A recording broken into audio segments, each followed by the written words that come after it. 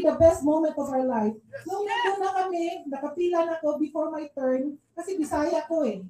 Sabi ko, gusto ko mag-Bisaya o mag-Tagalog. So when I was about to go near to him, tumutulo na yung luha ko. Sabi niya, nakasmile na siya sa akin. So going there, sabi ko, maraming salamat talaga po sa lahat. So that was the word I spoke to him. And I was holding his hand, talagang ginanon ko. Sabi niya, Ma'am, walang anuman. Basta mag-ingat lang kayo palagi. So talagang naiiyak ako. I wanted to really hug him. Kasi, alam mo yung once in a lifetime lang yun eh. And then, hindi lang ako makapagtagal kasi my mom, my dad, my husband was nasa likod ko. So talagang one in a lifetime lang talaga na experience na nakasama ko siya. And for the past few days, hindi ako nakapasok sa trabaho. I was sick, I was emotionally down. Ang mga anak ko, Mommy, what happened? Sabi, it's hard to explain the word kidnapping. What happened to our president, diba? So sinabi ko, let's just pray.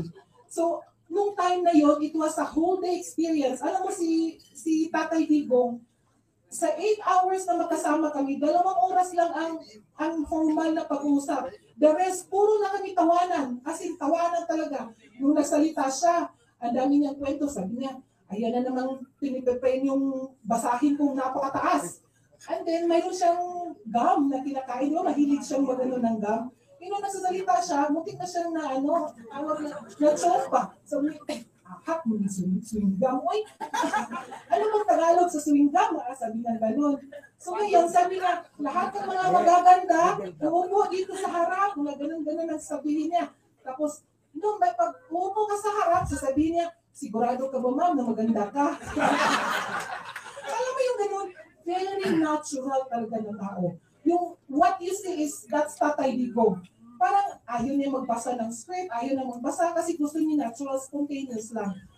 Para bang ngayon na nangyari sa kanya, parang hindi natin tanggap talaga. Kaya hindi lang laban mo to, laban natin lahat ito. Yeah! Duterte! Duterte! Duterte! Talagang sabay-sabay natin idasal, let's spread truth, hindi yung mga kasinungalingan na lumalabas dyan. Let's stand for our president. Ipagdasal natin na magiging healthy siya. Yun lang talaga sabi ko, pwede ako mag-apply as caregiver doon. As I work in the hospital, pwede ako mag-apply talaga. I will surrender. I will volunteer myself. So, yun talaga, I don't know kung mangyayari pa yun. I just wish na good health yung presidente natin. I want him to spend the remaining days of his life with the family. Yun naman ang wish natin, di ba? Pag uwi tayo, talagang, we have to stand talaga na tayo ay Pilipino. Kasi ngayon, parang, alanganin na ako na sabihin, Pilipino, alam ko, Bisaya ako, pero parang, hindi ako proud kasi even in our own country, hindi natin alam kung kanino tayo magtiwala at kanino tayo magpunta, di ba? Bring him home! Bring him home! Bring him home! Bring him home! So yun lang po, continue tayo sa pagdasal at maraming salamat. Araw-araw natin siyang maalala, araw-araw natin siyang ipaglaban kahit social media. Ang dami ko ng kalaban, ang dami ko ng na-upgrade, ang dami ng na-block. Sabi nila, kalma ka lang. No, hindi ako makakalma kasi hindi ko lang kulaban. Laban ng buong Pilipino na nagtiwala at nagmahal kay Pangulong Duterte. Napakabait na tao talaga. Nung kumakain na kami sa Malacanang, sabi niya, kain na kayo ng mga masasarap siya na kasi ang akin, munggo lang at pritong isda. Sabi ko, oh my God, ganun kasimple ang ating presidente. Yeah. So, talagang maraming salamat. Patuloy natin ipaglaban si PRRD. Ipauwi natin sa Pilipinas dahil siya ay para sa Pilipino. Maraming salamat po. Tuloy-tuloy mo kayo dahil programa nyo ito ngayon ito. Marcos Bangag! Marcos Bangag! Marcos Bangag! Marcos Bangag!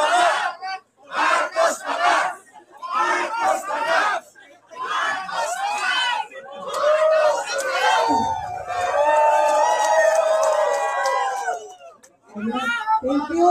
Thank you po, Marilica, for joining us live. Grabe. Sige, tuloy-tuloy lang. Okay, Tuloy-tuloy lang Sige. dahil programa niyo po ito. We have a lot of time. Kung sino pang gusto magsalita, go.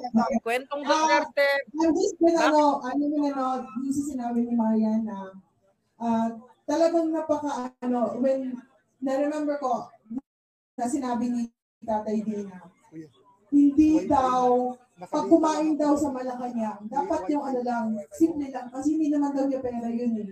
Pera daw yun ng mga tao, diba? Sa akin nakakita ng, nakakaiyak kasi sa akin nakita ng president na ganyan, like very humble. Sasabi niya, wala daw siyang there's always a time for everything. A time to be great and a time to be nobody. And if I die tomorrow, I'm gonna always be proud that I am a Filipino. So yun ang sabi niya, right? Pero what did we do? What did the government did today? Tayo mismo, sila mismo ang nag-surrender. Hindi ba nga, di ba, US, pag may mga kriminal na American citizen, pinabalik nga nila sa lugar nila kasi doon nililitis tayo. Presidente mismo ang dinatid sa Netherlands, right? So, I'm very, nakakaingit kasi, nakita talaga ni Miss Marian in person, si PRRD. Yes. Ayun, mga palangga. So, medyo dito na yung signal nila. Touchscreen naman.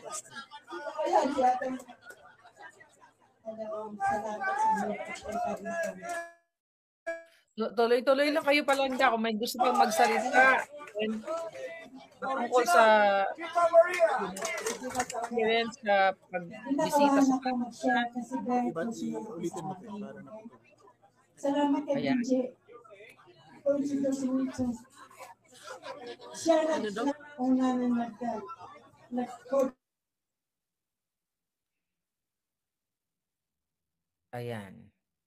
Ayan. So balikan natin sila mga palangga. Nakikita ko naman sila sa backstage. So yan ngayon ay nagaganap sa Calgary, Canada. At marami pang mga bansa na nagtitipon-tipon para sa pagpapakita ng suporta kay Pangulong Duterte. I'm sorry kung hindi ako nakapag-live. Pagod na pagod talaga ako nung time na nililitis ang yung preliminary parang hearing, initial hearing kung saan talagang nadinig natin mga kababayan na nuknukan ng sinungaling itong hinayupak na gobyerno ni Bangag. Dahil doon sa court proceedings ng ICC, narinig mismo ninyo na sinungaling talaga ang mga Bangag at nakipagsabwatan nga sa tignan natin kung okay na yung kanilang signal dito sa Bangag administration. So, Glenn, babalik lang kayo kapag okay na kayo. Pero so far, hindi maganda yung signal nyo. But hanggat hindi maganda yung signal nyo, gusto ko lang ipaalala sa ating mga kababayan, nandinig na dinig natin nung preliminary or initial hearing na hindi totoo yung binibintang ng NPA, Dilawan, Bangagan, Polboronic, Mafia, nagsama-sama na ang mga nilagpasan pa si Satanas sa mga digimonyohan nila. So you know that already. So tatlong kasalanan, okay? Subukan nating pasimplehin yung ating pag-uusap. Yung tatlong ang inilatag ng ICC na violate daw ni Pangulong Duterte doon sa Rome Statute nila na sinasabi na nagkaroon ng involvement ang Pangulo sa 19 katao simula noong 2011 to 2011 to 2016. Tapos naman simula noong 2016 to 2019 is 24 katao. Dinig na dinig yun na 43 katao ang bilang ng inaakusa nila kay Pangulong Duterte. So, syempre bawat buhay mahalaga. Pero ang sabi nga dyan ng international lawyer na si Harry Roque, List Counsel, tignan natin kung nakabalik sila. Ayan, sige, hold ko muna. Nakabalik na po kayo, mga palangga. And then you took it wrong, and then it's against drugs, okay? So I really thank the Lord for it. Okay. Sige. Okay. So, wag mo ito padala kasi baka mo, no, when I went home, because I was outspoken, okay? I said, do not vote suffering, okay? I was very, very vocal, and you know what? Binantaan ang buhay ko nung muna ako sa Pilipinas. Pinagalan ako ng bodyguard, hindi ko alam. Continuous ang tayo. Kapatid ko nagkadala ni Ino. Ikaw na So anyway, cut the story short, fast forward. When si Duterte nagdano, I don't know about Duterte, okay? When I heard about him, he said, drug, okay? I stayed in my room and prayed to God. And people said, oh, he does not want to read. This is very true. My husband can attest to this. Very true that Duterte does not want to run for president. I stuck in my Facebook. I wrote a letter. I didn't realize that what's money, Pino was his campaign manager. He was on my Facebook. So I wrote him a letter. I said, tell Duterte, a time as a time as this, God has called him to be represented in the Philippines. So I tell them the story of Esther. If you know your Bible, Esther, when the enemy about to kill all the Jews, tinaya niyang buhay niya. Okay? So anyway, sinagot ng Panginoon yun. So Duterte, the night I prayed, Duterte signed up the next day to become a president. Okay? That's how it started. Okay? Thank you po. Salamat. That's why I support Duterte. Barrio Fiesta, Calgary.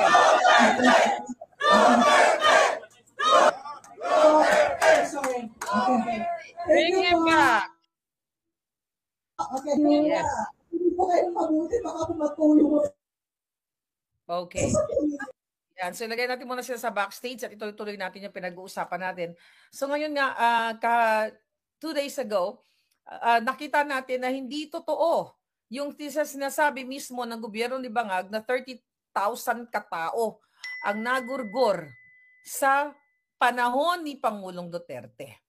Kitang-kita ninyo mga kababayan na talagang ipinagkanulo ng mga demonyo, ng mafia na gobyernong ito, ng gobyerno ni Bangag.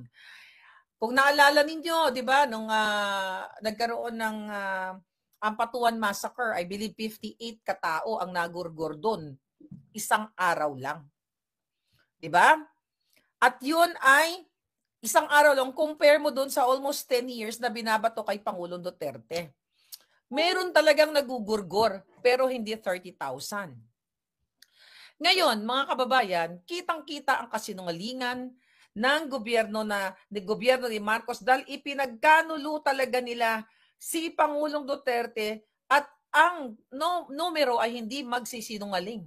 Dahil mismo yung judge o yung mga abogado doon sa loob ng ICC na kung saan sinabi nila na 43 lamang ang inaugnay nila kay Pangulong Duterte na ayon kay Spokesman Roque as list counsel ng ICC ay walang jurisdiction ang ICC sa ganyang bilang ng mga biktima. And also, mga kababayan, yung pumunta dyan, siguro nakita nyo naman viral, ano?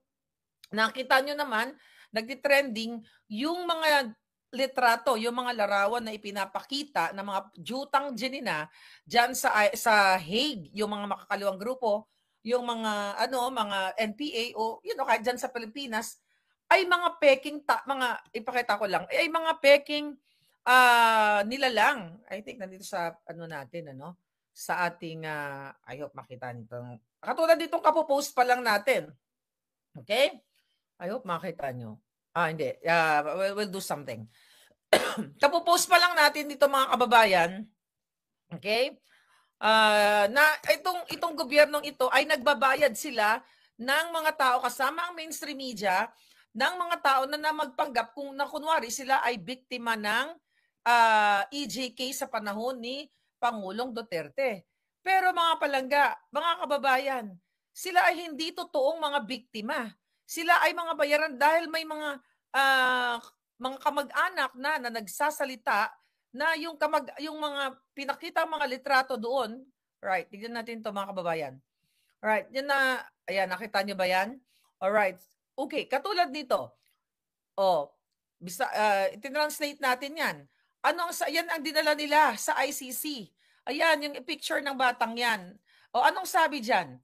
Sino ang babaeng, tinranslate na natin, kaya sabi ko, huling-huli ang galawang bangag at sabuatang NPA, Dilawan, mainstream media, at Marcos Mafia, Polboronic Administration. Sino ang babaeng may hawak? Sabi ng nag-post si Kisha Karen Pangonon. Sabi niya, sino ang babaeng yan? May hawak ng picture ng aking pinsan. Magkano ang binayad sa'yo ng Marcos Te? Hindi siya biktima sa war on D. He was gurgor, sabi niya, he was gurgored by a criminal out of jealousy. Wala siyang kinalaman sa kahit anong drug-related operations. Yung kaibigan niyang babae na may lalaki, ay pinagsilosan siya. Kaya siya binangbangbang nung lalaki. Bakit? Kasi gwapo na back si Aldrin. Ngayon, bakit ginawa niyo ng kwento ang pagkamatay niya? Nakita ko na lang na umabot na sa dahig ang picture niya. Dala ang kasinungalingang narrative. Sino ang babaeng may hawak sa picture ng aking pinsan? Ano ang kinalaman mo? Magkano ang binayad sa'yo? Tama ng kasinungalingan, malinaw na marami sa mga nagrarally dyan ay puro scripted lang ang kwento. Anong drama to? Ano to? Halata na masyadong binabayaran ang iba sa inyo para magsinungaling. For the record, nakuha na namin ng hustisya para kay Aldrin. Ang mga gumurgur sa kanya ay nagurgur na rin dahil nakakita ng katapat sa kanyang pagkasiga. Wala siyang kinalaman sa inyong drama. Kaya tigilan na ang paggamit ng kanyang pangalan. So, yun na nga mga kababayan. Sila ay hindi lang yan. Marami yan. Maraming naglabasan yan na mga information. Alright? Na talagang itong bangag na itong gobyernong ito ay puro talaga kasinungalingan. Alright? So ngayon, okay, tingnan natin to. Okay. Tingnan natin yung mga na-post natin in the past. Ayan. So, papakita lang natin huling-huli. Ayan, si Inday. Siya nga pala, you follow Buljaka na kasi kung wala tayong video, nagpo-post ako dito. Ang dami pong mga kasinungalingan ni Bangag Jr. Ayan, proof of betrayal ni Marcos Jr. Ipakita lang natin yan. Napaulit-ulit niya. Ayan, sinasabi ko nga, ito yung ebidensya na katunayan na merong kasulatan na pumirma si Bangag. Okay, dito, nagsulat pa kay Inday Sara during that time na hindi siya manghihimasok o hindi niya hayaang manghihimasok ang ICC at hindi niya ipagkakanulo ang ating dating presidente. So again, mga kababayan, kitang-kita ninyo kung gaano kawalang hiya ang gobyernong ito. Kaya naman parami ng parami ang mga naninindigan. We stand with PRRD. Yang mga ito. Yan. Oh, ang daming nagsasabi na yan ay hindi na gurgur dahil sa war on drugs. Ang dami, ito din. Ito yung Dr. Lox Andutan. Ayan. I've received several messages from my friends because of this picture circulating online. I'm not sure why these people used my dad's picture, but he did not die from anything related to EJK. Wala po connection to former President Duterte either. Ayan, sino yung mga yan? Magkano binayad sa mga yan? Sino yung mga binitbit? Hindi lang yan isang tao, dalawang tao ang kanilang ginamit na picture. Katulad nitong, sino ito? Itong si Aling Sheila na nagba-viral ngayon, na nakilala siya ng kanyang kapitbahay, na sinasabi nga nito ni Victoria na kapitbahay nila, tigilan mo kami, Aling Sheila, yung anak mong Jodic, magnanakaw, ginurgur yan last year lang, panahon ni Marcos, ni Marcos pa. Hindi time ni Duterte nung ginurgur yung anak mo ng kapwa niya Jodic. Dahil nang 11 siya, magkano yan? Wala bang basag dyan?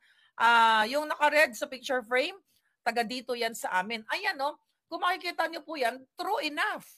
Nakikita nyo? Ayan, i-highlight natin. Ang bata, itong biktima na ginurguran sila, namatay noong January 23, 2024. Panahon ni Bangag. Tapos bigla mo makikita sa ABS-CBN, ginamit, pinapicture yung mga itong Ito mga, alam mo, ito mga biktima ito na minsan wala rin lang silang magawa sa buhay dahil sa walang kulang sa kanilang pag-unawa at kahirapan, kulang sa edukasyon at maaring tinatakot o pinipilit. So sila talaga ay mga biktima. So, yun nga mga kababayan, kaya talagang makikita na, well, sabi nga natin, it's so sad dahil nangyari kay Pangulong Duterte ang ginawang pangingid na, pero nakita ng buong mundo, even mga international commentators, journalists, nakikita natin na nagsasalita na sila na illegal talaga ang paghuli dito kaya Pangulong Duterte. Teka, maisingit lang natin to. Ito, tignan mo sa mga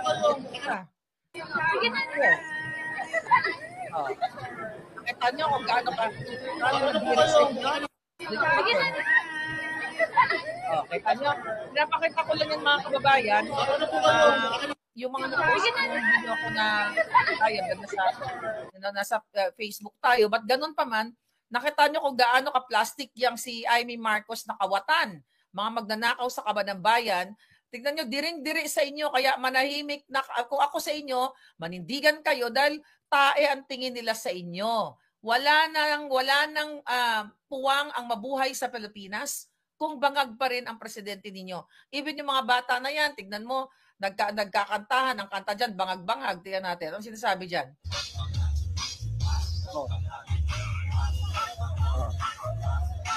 Marami ng gising na mga kabataan, kaya let's bring him back. Alright, so mga kababayan, ayan, balita daw si Lisa Tanas ay nasa Pilipinas. Okay, may mga inatinan daw na event. So alam nyo, inulat natin yon, petsa 8-9 pa yata yung sinabi natin. Anong petsa na ngayon? So ngayon, kung totoo man na nasa Pilipinas na siya, mag-live nga siya.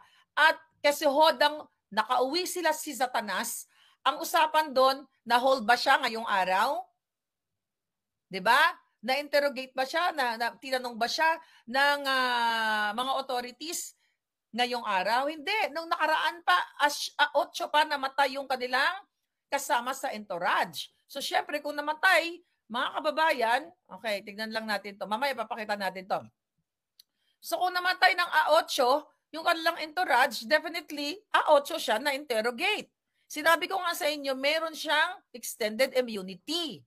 So, kaya, well, hindi ako nagsabi nun, actually, yung ating puting ahas. So kung totoo man nandiyan siya sa Pilipinas, nagawa nila ng paraan. Pero hindi natin sinabi, okay, hindi natin sinabi, mga kababayan, nawala tayo, mga kababayan, ayan, I think nandito sila. Ate, I'll give you the mic later. Kadali lang yun.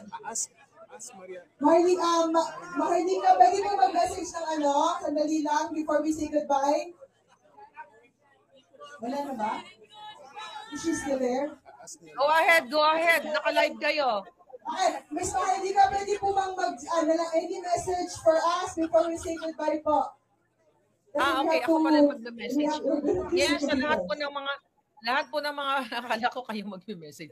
Sa lahat po ng mga palangga ko sa Calgary, sa nag-organize ng event na ito, kayo dyan, Glenn, Bell, Edwin, hindi ko pa mapangalanan ng iba, but thank you so much.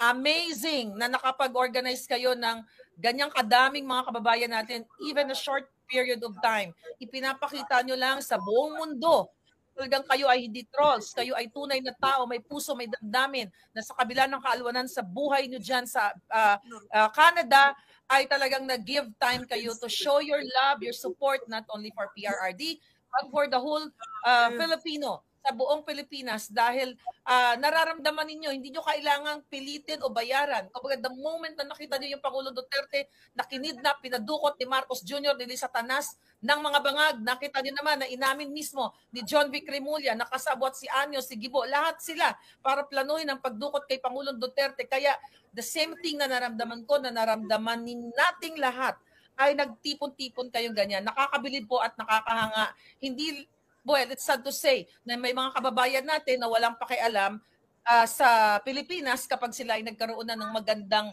buhay sa abroad.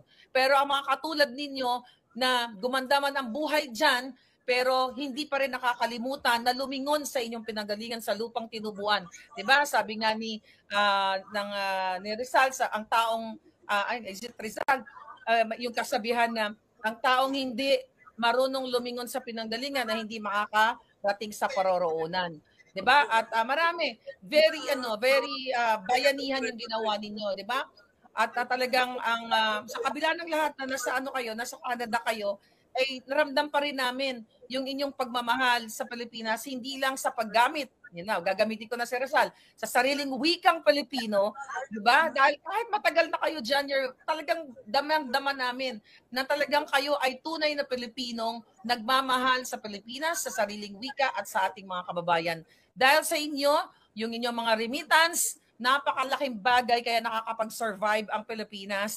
At dahil sa inyo, lalong may tumatapang, lalong may naninindigan na sana may pag-asa pa yung Pilipinas. Pero ngayong moment na to, pinakamadilim na yugto ng bayan natin na ibenta, ikidnapin, ipagkanulo ang ating Pangulong Duterte na nagbigay sa ating mga immigrants, mga OFW ng kaalwanan every time na umuwi tayo dyan sa Pilipinas. Sa airport pa lang, lahat for sure naranasan nyo from 2016 to 2022 na wala nang nangingikil, wala nang nagtatanim bala, ngayon nagbabalikan na, wala nang nagnanakaw ng inyong mga bagahe. So that is because of Duterte's love for the Filipino people. Kaya kaya nga sabi ko nga mga kababayan, hindi biro ang manindigan, hindi lahat kayang manindigan. Pero kayo sa kabila ng nagsusnow, alam ko dyan malamig sa Canada, pero pinili nyo lumabas at manindigan dahil sa pagmamahal nyo sa ating inang bayan. At lahat naman tayo, kahit one day, maayos talaga ang Pilipinas at doon tayo mag-retire. But we cannot retire hanggat bangag ang presidente ninyo. Ipagpatuloy nyo po lang yan ang inyong pakikipaglaban. Yes. Thank you po. Okay, thank you. Thank you naman tayo lahat kay Marlica. Yeah, thank you po. Alright. Thank you very much, guys. See you. I hope to see you in Calgary. Okay. Thank you. Thank you. Patuloy nyo ang Okay. pag-support sa ating Pangulong Duterte. Alright. Ayan. Okay na palangga? Okay. So, yes, mga kababayan, grabe talagang ipakita natin ulit, mananawagan ako kung kayo ay may kakayahang mag-travel. 'Di ba? Huwag na muna kayo magbakasyon sa Pilipinas na isang bangag ang inyong presidente. Baka kayo ay Kayo ay madukutan, mataniman ng bala, ma-extort sa airport. It's sad to say kasi bayan natin yan, pero nakikita nyo na. So sa Netherlands na muna kayo magbakasyon. 'Di ba? At para makapakita natin, you know what, ano din to mayroon din tong effect, yung may kakayahan lang. Of course, hindi naman lahat tayo ay kayang lumipad na lang. Iba, walang visa, walang pera.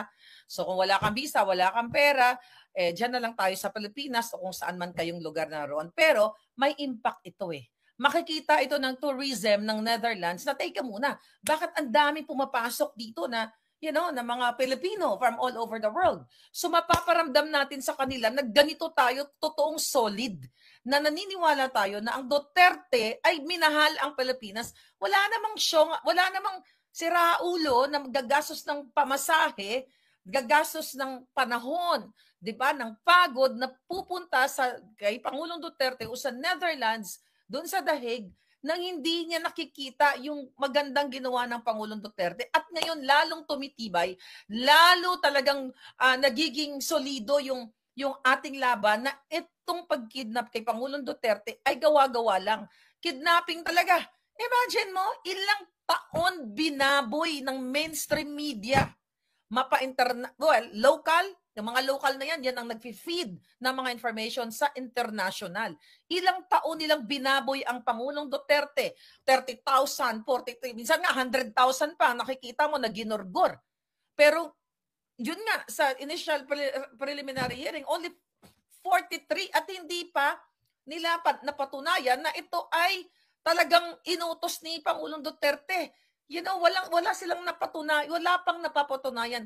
Dito pa lang sa una, talaga namang ramdam mo na may conspiracy dito. And I hope mailabas natin ang Pangulong Duterte. I am very positive. Laging positibo ako na alam na may mabuting mangyayari ito. Yung ginawa nila kay Pangulong Duterte na pagkidnap nila, masakit man sa ating lahat na nakikita nung during the hearing, mahina yung Pangulo. What do you expect? Malamig dun.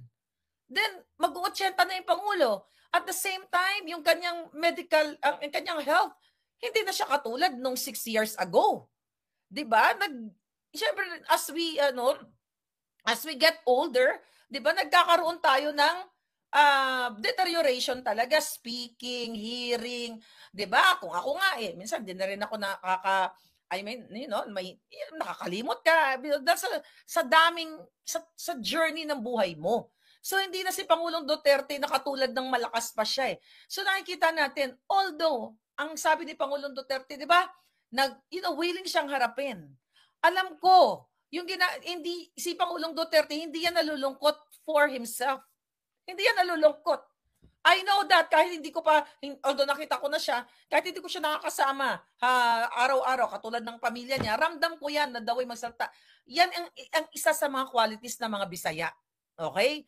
Yan ang isa na nakikita ko sa mga matatapang na Bisaya na kaya nilang magbuwis ng kanilang buhay basta sa kaalwanan not only ng pamilya, sa case ni Pangulong Duterte, but sa buong Pilipinas. Kahit ako, di ba? Ako, yung sinasabi ko, okay lang magurgur kayo. Gurgur ako kung matsyempuhan ako, wala tayong magagawa. But I have to speak up. Sabi ko, hanggang sa uling patak ng dugo ko. Ako nga willing mamatay eh. I mean, of course, hindi ko sila hayaang magurgur nila ako nang ganun-ganun na lang. Dapat makapartida man lang ako o makalamang ako ng bongga-bongga. Dahil ngayon, mga kababayan, nakita ninyo, mismo ang NBI director nagsabi, that's threat. Threat yan na ipapahanap. Hanapin nila ako kahit saan ako magtago at dapat na akong kalusin. Alam, not only me, yung mga vloggers, alam nyo yan, na sinasabi yan ni Fernando Po Jr., kapag puno na ang salop, dapat ng kalusin. At ang interpretation ko sa language na yan, dapat ng kalusin, dapat ng gurgurin. Kasi ang isang naging judge pa yung hinayupak na yan, naging abogado, yung director na yan, ang tunay na abogado at sumusunod sa batas, hindi niya pwedeng sabihin yan. Ang dapat niyang sabihin, well, titignan natin, iimbestigahan natin itong mga taong ito, kung talaga bang ay may nilabag sila at dadaan tayo sa proseso, ganyan. Yung si Maharlika na yan, bigyan natin siya ng kanyang karapatan na legal right, constitutional right na magpaliwanag. So oras na siya ay, may proseso, hindi dapat na raw akong kalusin. Ano ang interpretation nyo sa lengguwaheng yon? Dapat na nila akong gurgurin. True enough, na-validate yung assassins na pinadala nila dito sa akin, ni Lisa Tanas, which is yung nilalabanan ko sa korte dito, dahil syempre, may aamin ba? Aamin ba yung mga buwaka ng inang mafiyang yan? Hindi yan sila aamin. Pero, darating ang panahon, di ba? Mapaparusahan din yung mga hinayupak na yan sa ngalan ng inyong mga boses. Kaya ituloy-tuloy nyo itong laban natin. Okay? At may binanggit pa sila, kakasulan daw ako ng inciting to sedition dahil nananawagan ako ng people power. Mga buwaka ng ina, pag nanawagan ka ng people power, hindi yan inciting to sedition. Rights mo yan to freedom to assemble. Ang dami yung nawagan ng people power. Yung mga dilawan, ilang beses na nanawagan yan noong panahon ni Duterte. Kinasuhan ba sila ni Duterte ng inciting to sedition? Yung mga NPA, pumasok pa nga yan sa Malacanang, in-invite pa ni Pangulong Duterte. Nakita ninyo kung paano kagigil, kagalit itong baka ng inang Lisa Tanas bangag na ito, si Marcos Bangag na addictus benedictus smuggler, kidnapper na nagpapahirap sa taong bayan. Kaya ang isang Maharlika, ang mga katulad ninyo, at ang mga vloggers, gusto tayong patahimikin. Tatakutin tayo lahat. Huwag kayong matakot manindigan. Dahil nakita nyo, may mga criminology students, kakasend lang sa akin, na talagang nagiging part na silang ng movement na ito. This is what you call Duterte movement. Siguro interpret natin, ang Duterte movement, ito yung simbolo na sinisikil tayo. So we have to speak up. Ang tagal ko nang sinabi yan sa inyo. Speak up. Alam nyo, ayoko na kayong sisihin. Ayoko na kayong sisihin. Dahil yung mga nakapalo sa akin, kung kayo ay nanindigan noon pa, di ba? Baka hindi na nangyari ito. Araw-araw since 2023, 24, 25, 2 taon ko na itong sinasabi. Tatanggalin ng mga Duterte. Talagang aanuhin tayo lahat, sisikilin tayo, tatakutin tayo. Ako lang ang hindi nila lahat ng ganun nila, hindi nila magawa illegally yung kanilang, like kay Harry, may sinasabi silang papakancel nila yung passport, may mga ganun sila, di ba? So kaya ngayon, ang last resort nila kay Maharlika is gurgurin ako. Kaya nagpadala ng assassins, lumabas mismo sa bungangan ng NBI director, kakalusin ako, ipapahanap ako. Yan ba ang batas? Kapag pikon na pikon ka sa kritiko, ipapahanap mo, dapat dumaan yan sa due process. Well, nakita nyo sa ginawa kay Pangulong Duterte na hindi siya binigyan ng constitutional rights na dumaan muna sa ating local courts, hindi siya binigyan ng time. At yung sino man dyan kasabot sa Korte Suprema, yung kanyang petition for yung certiorari, di ba? Ang TRO hindi nila nilabas. Although may nakuha tayong impormasyon, di ba? So halos nababayaran na. Hindi halos. Nababayaran na po pariti mga tiwali sa Korte Suprema. Saan na ngayon tutungo ang taong bayan? Saan kayo tutungo? Sa pulis ba? Ay putang ina, ang sabi ni Barbel, okay lang na magdurog kayo to extend your job, your time para maging awake kayo during your job or your office hours. Is that right? Na yung inyong head ng PNP, pinapayagan kayo magdurog. Saan ka lalapit? Lalapit ka sa NBI ng isang Maharlika na nagkikriticize, ipapahanting, kakalusin? Maniniwala ka sa AFP na na-witness na si Bangag may pulburon dito nung araw ng kagitingan, binigyan na ng panyo? Saan ka pupunta bilang Pilipino? Lumabas ka sa kalsada, manindigan ka, isigaw mo na ayaw mo na sa Bangag na presidente. People power yan. Hindi yan inciting to sedition. Kung sinabi ko na, na gorgorin ng bonggang-bongga at, sinasabi ko na diba? Yan ang inciting. May sinabi ba kaming ganyan? Manindigan. Even si Harry Roque gusto niyong kasuhan ng inciting to sedition. Dahil nung, nung nag-vlog nga kami, sabi ni Harry, lumabas na kayo! Mga brusko, manindigan kayo. Bakit? Hindi ba kami pwedeng manawagan sa mga pulis na matitino? At sa mga sundalo na manindigan sila? Dahil ang kanilang trabaho is to serve and protect the Filipino people, to protect the sovereign of the Philippine sovereignty. So anong pinagsasabi nyo? Hindi kami pwedeng magsabi?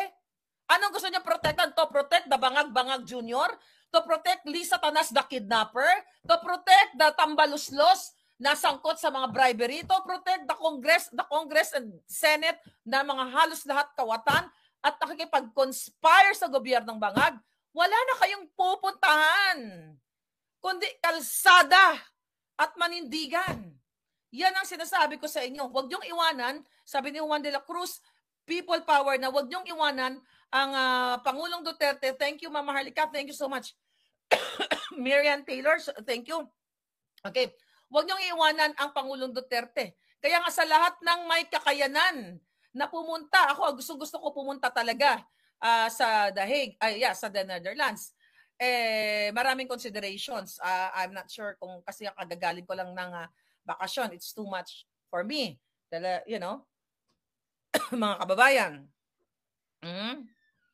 Ngayon, ano pa ang we stand for PRD? Sabi ni Hazel Mendoza. By the way, sa mga taga-Netherlands, sa 23, alam ko may event, Sunday yan. Then sa 28, mayroong pagtitipon para sa birthday ni Pangulong Duterte. Kung gusto nyong umattend, andyan yung link, yung natin, Maharlika Network at Proton Mail. Email nyo lang ako kasi ibibigay ko sa inyo yung registration information.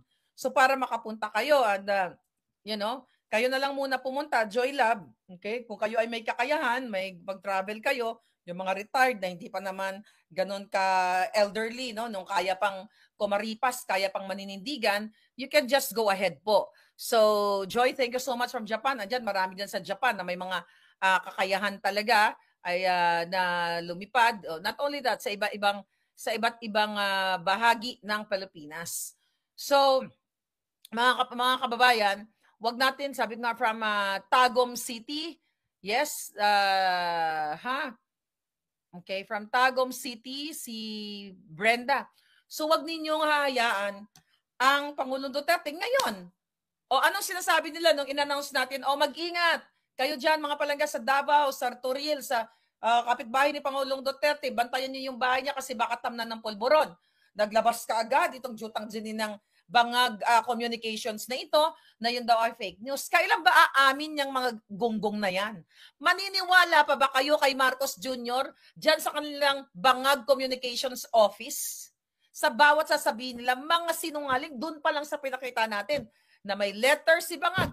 At not only letter, paulit-ulit yung sinabi na hindi niya papayagan ng ICC para sa katuparan ang pagdukot kay Pangulong Duterte.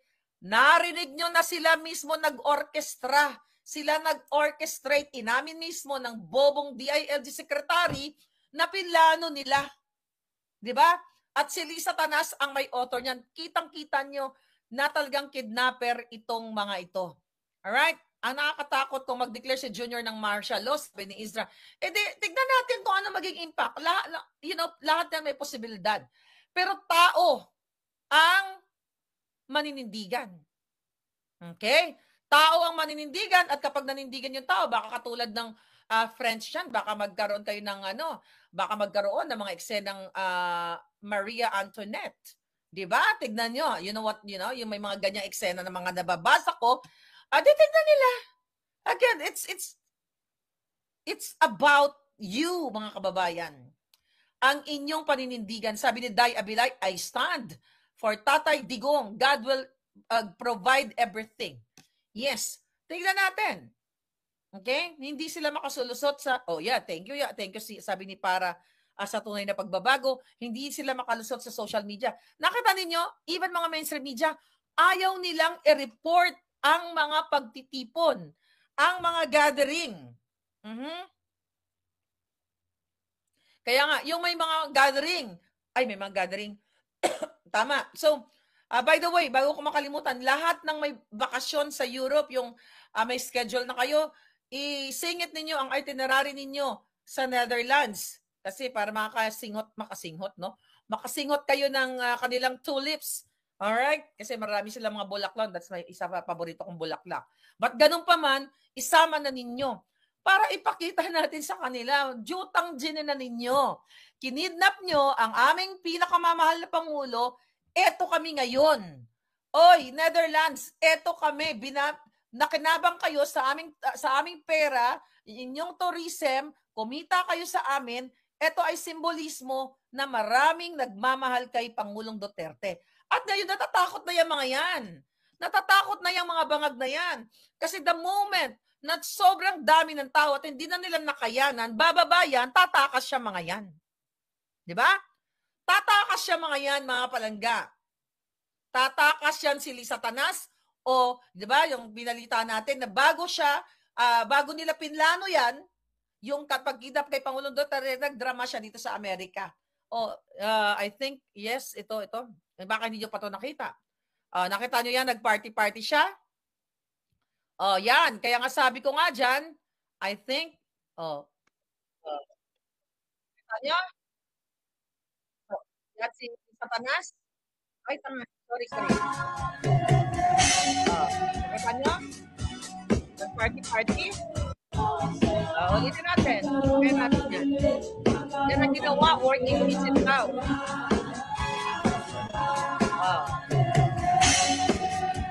Nakita nyo? Masaya-saya ang bigahon. Anyway, alam nyo. So ngayon, mga kababayan, pinapakita na natin sa inyo lahat. Lahat ng kartada nila. Kaya nga, working visit ba ang magbiga-biga? Hindi yan kasama. Hindi yan kasama at pera nyo yan. So, kailangan yung manindigan. Kaya tayo gustong gurgurin. Ay, nako, ilang taon ko na sinasabi yan si Marlic ang unang ginorgur nila. Yes, sabi ni JD Ocampo, nabojak na natin. Napakita ko na yung video kanina kung paano mandiri si Amy Marcos sa mga talyanista. Kaya, sige lang, magpakatanga kayo. Magpakatanga kayo at anyway, hindi sige lang, manindigan kayo. Kawawa kayo. Wala nang magandang mangyayari sa Pilipinas kung hayaan ninyo na ang presidente ninyo ay adik. Ulit-ulitin ko. 4 na kaso ang mga pinail sa akin ng Bangag Administration. Kasama si Zaldico, ang kanilang, dating chairman ng Committee on Appropriations. Andyan si Robles na, andyan ang loto na ayaw imbestigahan yung mga anomalya like yung 433 winners in 2022 pa. Bakit ako gustong, hindi gusto, bakit ako kinasuhan ng mga yan? Defamation case.